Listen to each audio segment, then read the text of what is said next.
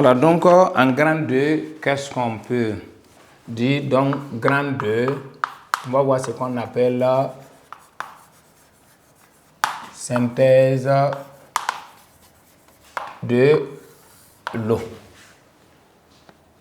Là aussi, pour pouvoir introduire cette leçon, on va passer d'abord par ce qu'on appelle une expérience. Donc, petit 1,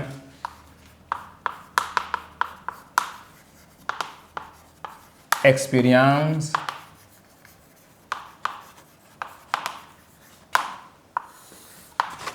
Alors, donc, pour l'expérience, ça consiste à faire quoi? Voilà, généralement, si on vous demande de décrire l'expérience, c'est tellement simple. En réalité, ça consiste à faire quoi? On prend par exemple un appareil généralement qu'on appelle hédiomètre, mais ce n'est pas un problème. À condition, si on vous demande quel est l'appareil utilisé pour pouvoir réaliser la synthèse de l'eau, il faut dire que c'est un hédiomètre. Voilà, mais l'hédiomètre, même si vous ne comprenez pas le terme hédiomètre là, ce n'est pas compliqué, c'est un bocal. Voilà, on prend un bocal, un récipient, et puis on introduit un mélange de dihydrogène et de dioxygène.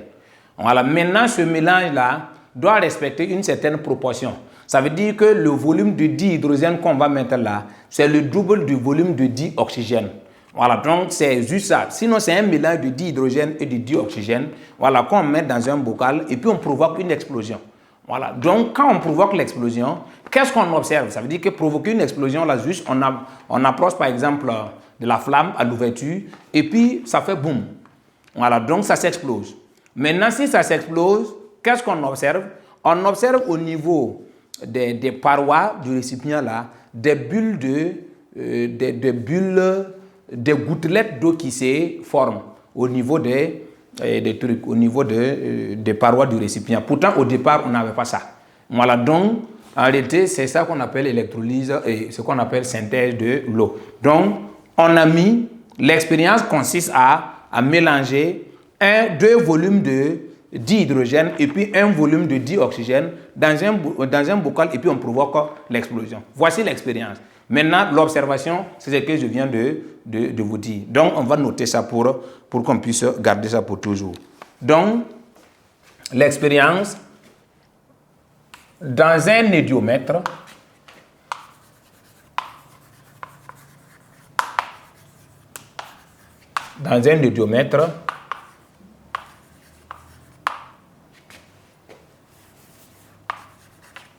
on introduit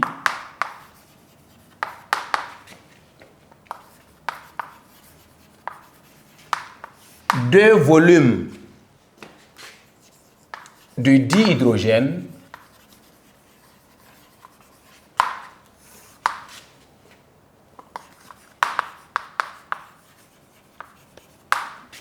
et un volume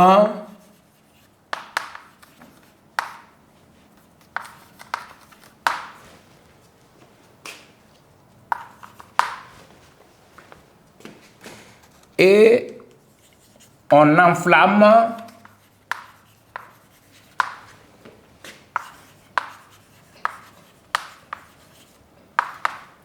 le mélange. Voici l'expérience.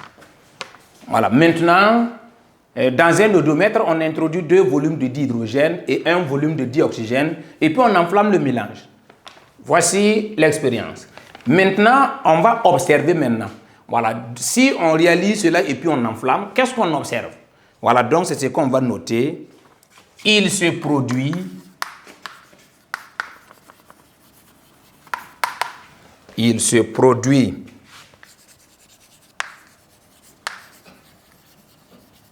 une explosion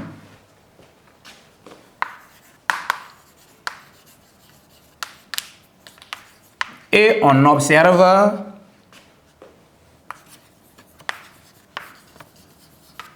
de la buée sur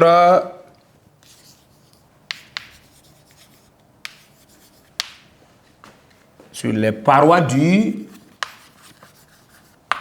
tube. 2 points. C'est la synthèse de de l'eau.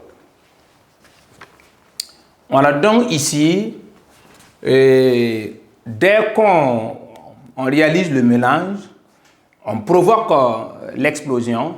Ça veut dire que dès qu'on enflamme, voilà, donc ce qu'on peut observer, voilà, il se produit une explosion et on observe de la buée sur les parois du tube. Voilà, donc 2 points, c'est ce qu'on appelle la synthèse de l'eau. Donc ça veut dire ici, il y a ce qu'on appelle une réaction chimique qui s'est produite. Vous voyez, il y a des corps qui ont disparu et puis il y a des corps qui se sont formés. Voilà, c'est ça qui fait qu'on parle de réaction chimique là.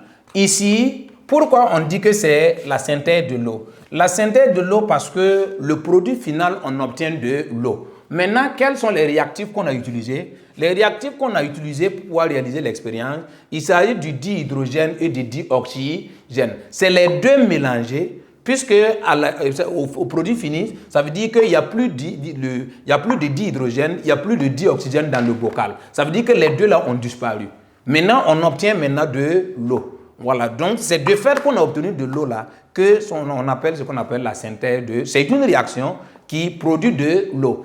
La réaction qui produit de l'eau là, c'est cette réaction là qu'on appelle la synthèse de l'eau. Donc à l'examen, si on vous demande, par exemple si on vous dit qu'on a mélangé du dihydrogène et du dioxygène dans un bocal et puis on provoque l'explosion, et puis on dit, oui, quel est le nom de cette expérience, vous allez dire, et puis justifier. Voilà, vous allez dire que le nom de l'expérience là, c'est la synthèse de l'eau. Pourquoi? Parce qu'on obtient de l'eau. Voilà, c'est que le nom de la réaction, c'est la synthèse de l'eau. Voilà pourquoi, parce qu'on obtient de l'eau. Donc déjà même, on peut essayer de définir la synthèse de l'eau, c'est quoi?